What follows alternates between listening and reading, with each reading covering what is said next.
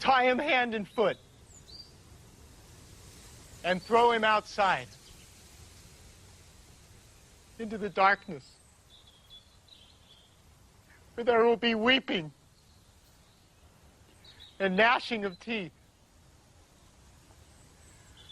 For many are invited, but few are chosen.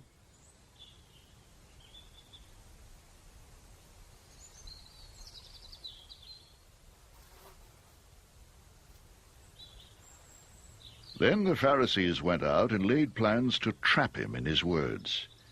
They sent their disciples to him, along with the Herodians. "Teacher," they said, "we know you are a man of integrity, and that you teach the way of God in accordance with the truth. You are not swayed by men because you pay no attention to who they are. Tell us then, what is your opinion? Is it right to pay taxes to Caesar or not?"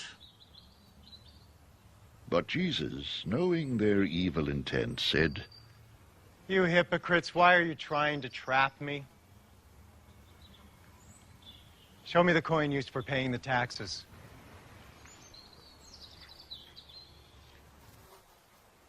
They brought him a denarius, and he asked them, Whose portrait is this and whose inscription? Caesar! They replied.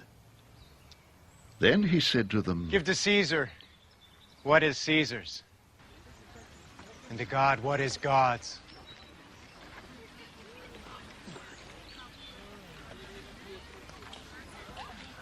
When they heard this, they were amazed. So they left him and went away. That same day, the Sadducees, who say there is no resurrection, came to him with a question. Teacher, They said, Moses told us that if a man dies without having children, his brother must marry the widow and have children for him. Now, there were 7 brothers among us. The first one married and died, and since he had no children, he left his wife to his brother. The same thing happened to the second and third brother, right on down to the 7th. Finally, the woman died. Now then, at the resurrection, whose wife will she be of the 7, since all of them were married to her?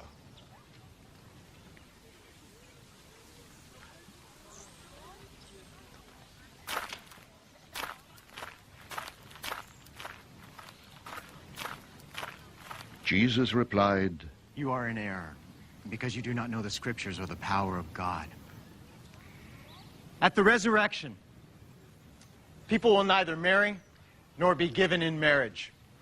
They will be like the angels in heaven. But about the resurrection of the dead, have you not read what God said to you?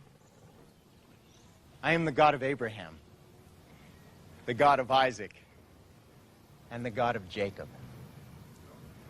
He is not the God of the dead, but of the living. When the crowds heard this, they were astonished at his teaching. Hearing that Jesus had silenced the Sadducees, the Pharisees got together. One of them, an expert in the law, tested him with this question. Teacher, which is the greatest commandment in the law? Jesus replied, Love the Lord your God with all your heart, and with all your soul, and with all your mind. This is the first and greatest commandment, and the second is like it. Love your neighbor as yourself. All the law and the prophets hang on these 2 commandments. While the Pharisees were gathered together, Jesus asked them, What do you think about the Christ?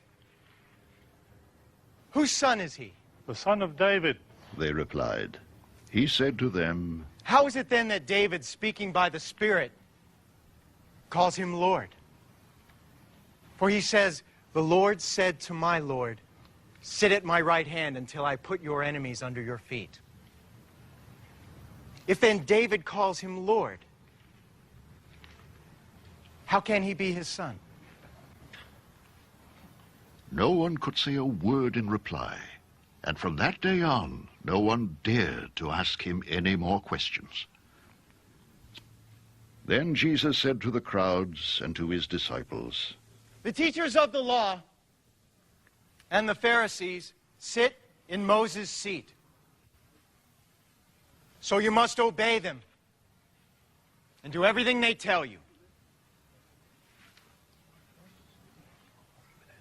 But do not do what they do, for they do not practice what they preach.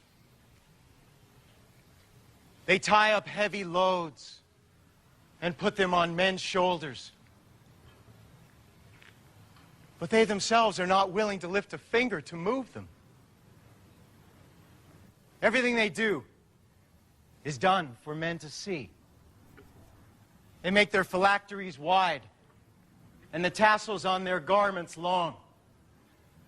They love the place of honor at banquets and the most important seats in the synagogues. They love to be greeted in the marketplaces and to have men call them rabbi. But you are not to be called rabbi, for you have only one master, and you are all brothers. And do not call anyone on earth Father, for you have one Father, and he is in heaven. Nor are you to be called teachers, for you have one teacher, the Christ. The greatest among you will be your servant, for whoever exalts himself will be humbled, and whoever humbles himself will be exalted.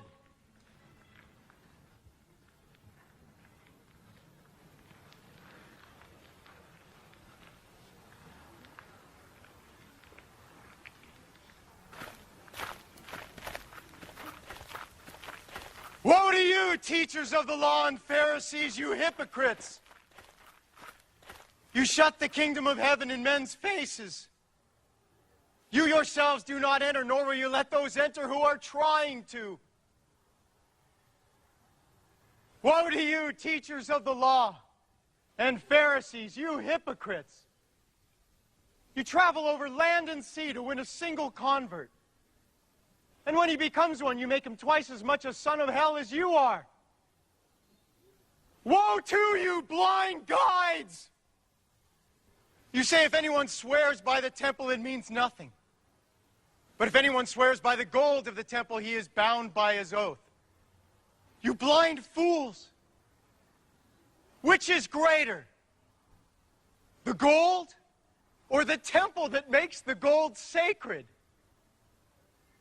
You also say, if anyone swears by the altar, it means nothing. But if anyone swears by the gift on it, he is bound by his oath. You blind men, which is greater, the gift or the altar that makes the gift sacred? Therefore, he who swears by the altar swears by it and by everything on it. And he who swears by the temple swears by it and by the one who dwells in it. And he who swears by heaven swears by God's throne and by the one who sits on it.